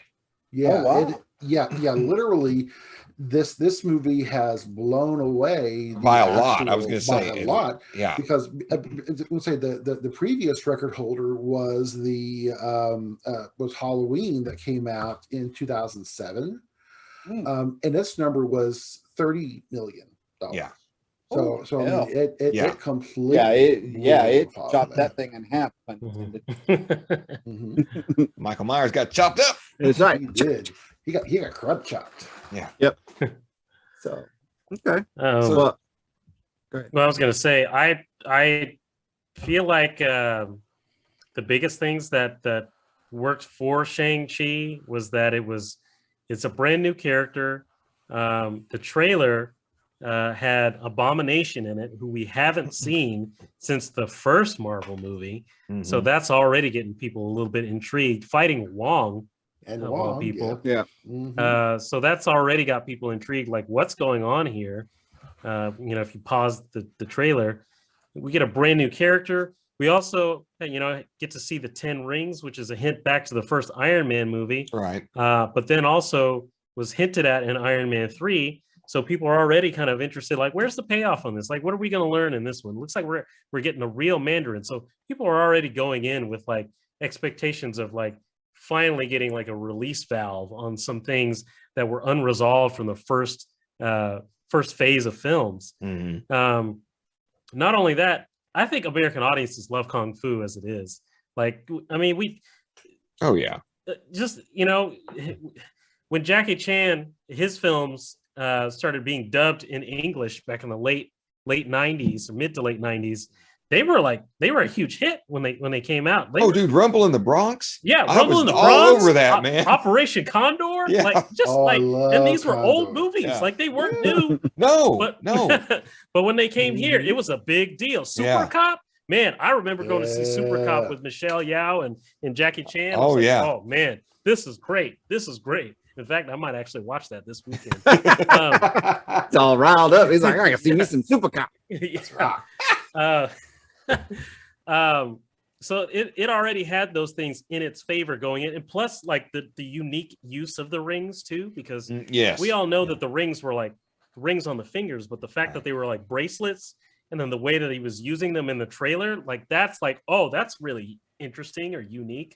How does that going to work out? So it already had a lot of good stuff working for it. Well, plus you got Aquafina. I mean, she's a draw, especially for people who aren't necessarily Marvel, target audience people. I mean, that's one of the reasons that I know Mrs. Narwhal was very excited to see this film because she really likes Aquafina. It has a lot going for it above and beyond the Marvel cachet that you get. Yeah, Michelle Yeoh, Tony Leung were also in there, so there was tons of things that were drawing people to see this movie. Yeah. Black Widow just had us kind of wondering, like, okay, so we're seeing another Black Widow. Okay, cool. We might get some interesting info there. And then Taskmaster. Biggest thing was Taskmaster. I think that was probably the draw for the film because we didn't know who the major villain of Black Widow was outside of Taskmaster. So we were kind of like, okay. So then when everybody saw it and they were like, oh, Taskmaster was just really nobody. It's not really Tony Masters. It's just some little burn victim that that her dad just made her into a cyborg, and that, by the way, was so CGI'd onto a man's body. That visual effect was horrible.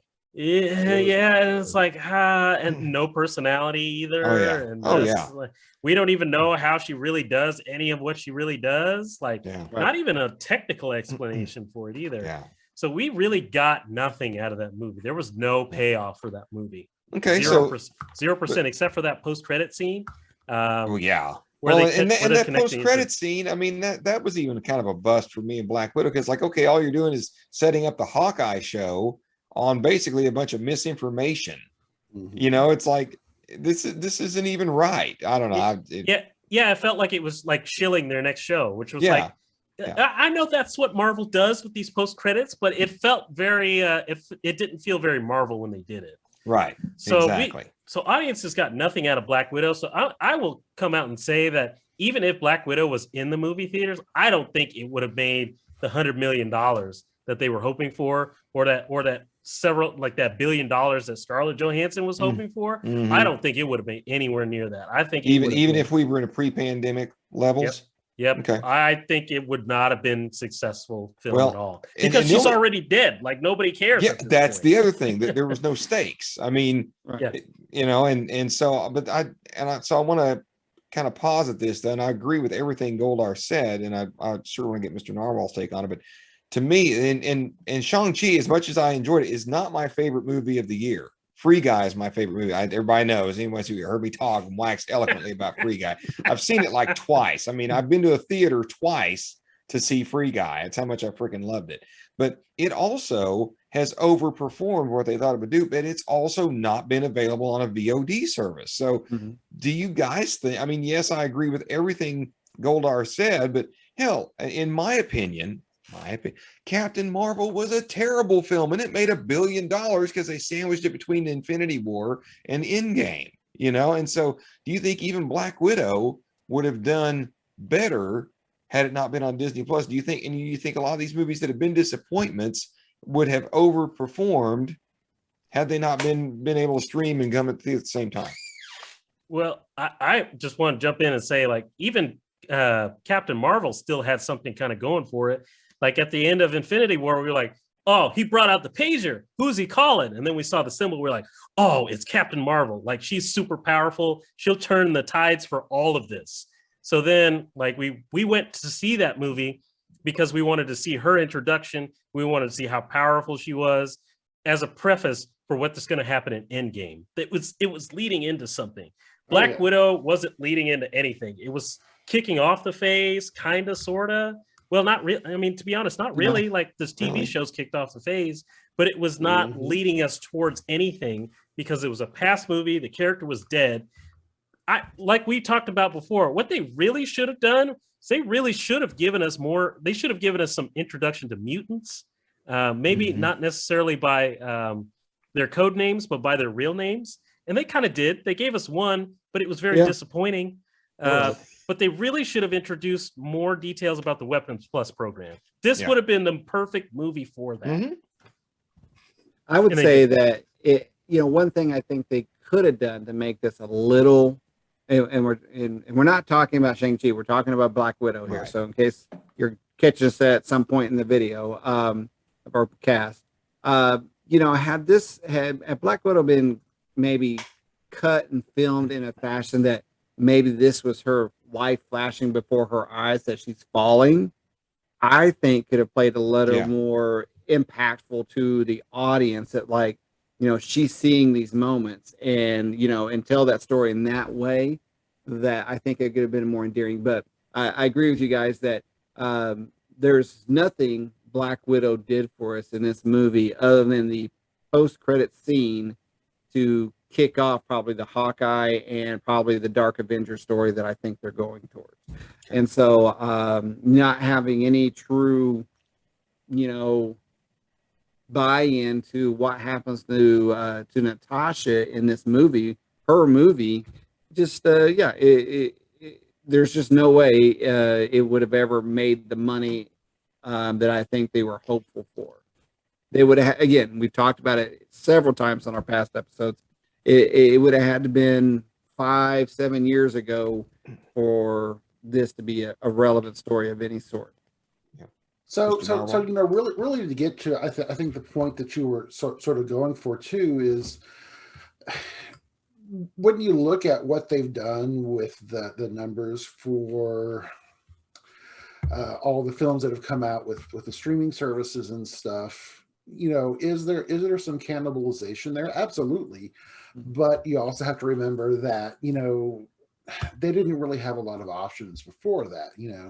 It's only at this point now in the past 3-4 months that people not only have felt comfortable going back to the movies, but just that the movie theaters have actually been opened. Yeah. So, if they had released, Black Widow when they had originally intended to, it might have done really well. But, once we get to the point where it's been delayed and delayed and delayed so much, it was going to have to be something really strong for it to sort of click.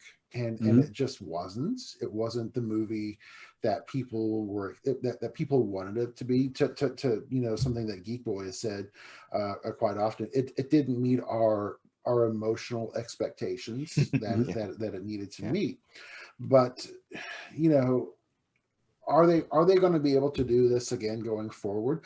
I hope that they really do push the big budget experience for films like this. And again, I'm okay with some of the smaller films going to a VOD kind of thing, because I think that they will get a bigger audience that way in some cases. But for the high end A level films, I think they're going to have to keep those theatrical. All right, guys. Well, now, Reverend, did you have anything else you wanted to say? Because I think we have one more trailer left that you're very passionate about. I'm very strong about this one. So I am complete on talking about Shang-Chi. I will definitely go watch that probably in the next week, if not this weekend. Okay. In fact, my plan is that a week from, and sometime between now and, next Sunday, I will see Free Guy and Shang-Chi.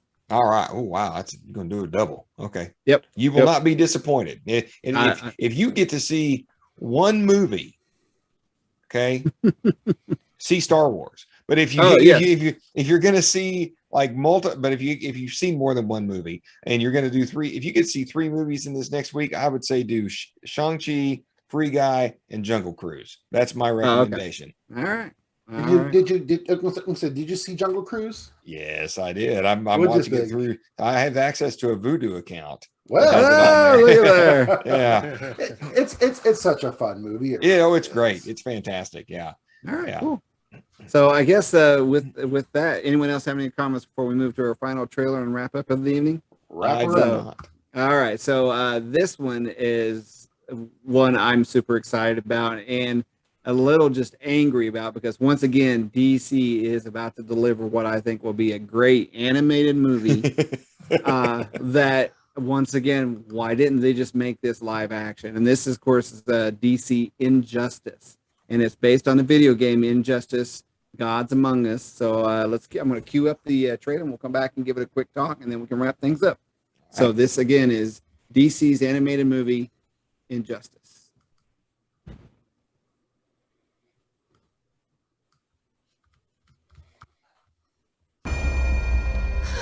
Imagine meeting you here, Lois.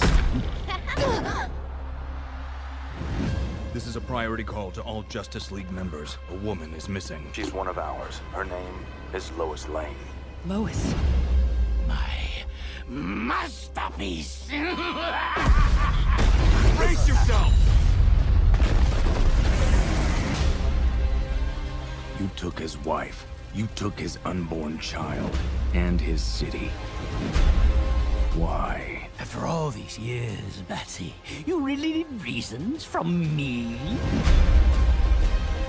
What happened to Metropolis can never be allowed to occur again. You'll throw away everything the Justice League stands for.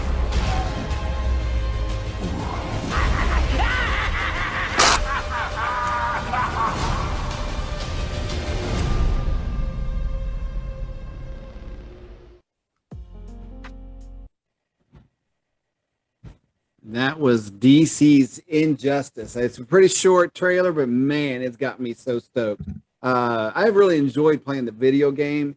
It's a really cool story idea. And again, it's kind of, some people have had problems with stories like this where they see their beloved characters kind of maybe go to the dark side, if you will. But man, it's a great story idea. I've been wondering since the video game out why it has not been developed into a movie until now. And so I'm quite sure Goldar's familiar with the game. I don't know about Geek Boy and Narwhal, so I'll go to Geek Boy first. I mean, like, what was your thoughts about the trailer and all that? Again, kind of like you, I feel like I'm getting part of the story from Zack Snyder's universe that we were kind of hinted at or teased at a little bit. Again, I'm not familiar with the video game, but I believe that's Mark Hamill's Joker back again. So that's always good there. And I'm kind of like you. It's like folks, I know, especially if any industry professionals ever watch our stuff, I know it's not that easy, but I just want to grab some of these scripts and take them to the live action people and go, just do this. Why can't you just do this? I mean, the DC animated people make it look so freaking easy. I know. They really do. Yeah. And I'm going to go to Narwhal. I'm like, someone with your background and experience and stuff, Can you shed any light of why DC films can do so well with animated, but just can't take that same script with voice actors and just turn around like, here Henry, here Ben, here Gal, here, just do this, and we'll make the magic happen on the screen. So tell us, what is that with DC? Why can't they do that? Yeah, so it's not just DC. You see this a lot of times, with companies. Take for example Marvel. You saw the same kind of thing where you have a company where you think, oh, it's all DC and it's all that they're doing this stuff, but it's really not. And there's a lot of turf wars that go on when you're looking at this kind of stuff. So you've got a really strong core of people in their animated side that really knows these characters. They really know how to not only write for the characters, but they also know how to really make these stories work in that animated format. And then you have a completely different set of people on the live action side, and they're looking at it, I guess, from two different lenses. They're never going to share resources, and they're never going to share information like that, just because it is literally two separate companies that are making these items with the same set of characters. And even like with the Marvel stuff, you had Marvel TV with Agents of S.H.I.E.L.D., and then you also had the Netflix shows, but then you also had the MCU, and these are literally two completely separate groups that are making Marvel based stuff. And even though they were trying to pretend that everything was interconnected, it obviously wasn't, because you had two people, two groups of people who were working at cross purposes, and they were really in competition with each other for not only resources but money and for attention. That's a lot of what you're seeing with the stuff that you're getting with the animated stuff from DC. Wow. Goldar, have you ever played the Injustice Gods Among Us and stuff? No, I have not. But I want to mention that this actually originated for the Injustice comic book prior to the game, and I did read Injustice year 1 through 4. There were 5 years for the first comic book. This story is incredible. Like the full breadth of the story, it gets crazy. Like there's a point where Hal Jordan becomes a Yellow Lantern and Superman becomes a Yellow Lantern at one point. It gets insane. There's a point where the Greek gods join the battle too. Everybody. And I think there was at one point a preview comic. I don't know if this ever really came out or not, but there was like a preview that I thought I saw where Masters of the Universe were going to join the fight too at one point. Now hold on a minute. Now is it the Kevin Smith reimagined, or is it the real Masters of the Universe? This is the real Masters of the Universe. He-Man, all of those guys were there. Rumored at one point they were joining. And I was like, what is going on? Like Masters of the Universe, and this is wild. Awesome. I don't understand. Man, that is batshit insane. That's awesome. It was, but I mean, just the story idea was so phenomenal. Actually, it did come out. It looks like it came out a couple of years ago, maybe 2-3 years ago. But yeah, this story was amazing. So I read a lot of it. I loved it. I really enjoyed the dark path that they took Superman down with this story, and how Batman was really just trying to keep everything together, and things just kept falling apart over and over again. And they just, oh man. And this divide between the Justice League, like, half the team went to Batman, half the team went to Superman. And they were just, it was really like a more tragic version of Civil War, to be honest. Wow. That's ultimately what this is. So I'm looking forward to seeing it. And I really hope that they make sequels based on what happens after the first year. Yes, I agree. I mean, the story ran for I don't even know the number of issues, but the whole storyline around that. I mean, I could easily see this turning into a trilogy, if not longer, if written well. So, so I mean, again, I understand we got two separate entities making these films and stuff like that, but it's just like, what, I just don't know how the animation seems to get always the one up on these great stories, while the live action seems just always to be late to the table or something. I don't know how that all goes down and stuff, but when I saw this, I was like, once again, here's DC about to, I think, knock it out of the park, which has got me excited. So with that, unless you guys have anything else, I think that kind of wraps things up. What do you think there, Geek Boy? I would agree. I want to thank everybody who's tuned in tonight. We've had Sprout here. We've had a lot. We have Mr. Robert Folks here. We've had all kinds of visitors. I want to thank everyone who's tuned in. I want to thank our illustrious panel, Goldar, Mr. Narwhal, the Reverend IT Geek. Again, thanks everybody for tuning in. We will be back tomorrow for Sci-Fi Friday. Don't forget the new Fan Flicks that will drop this here shortly. And later this weekend, we'll have a new episode of Nightcrawler. So until then, for everybody at Fanboys 918, I am Geek Boy. Talk to you next week. Peace.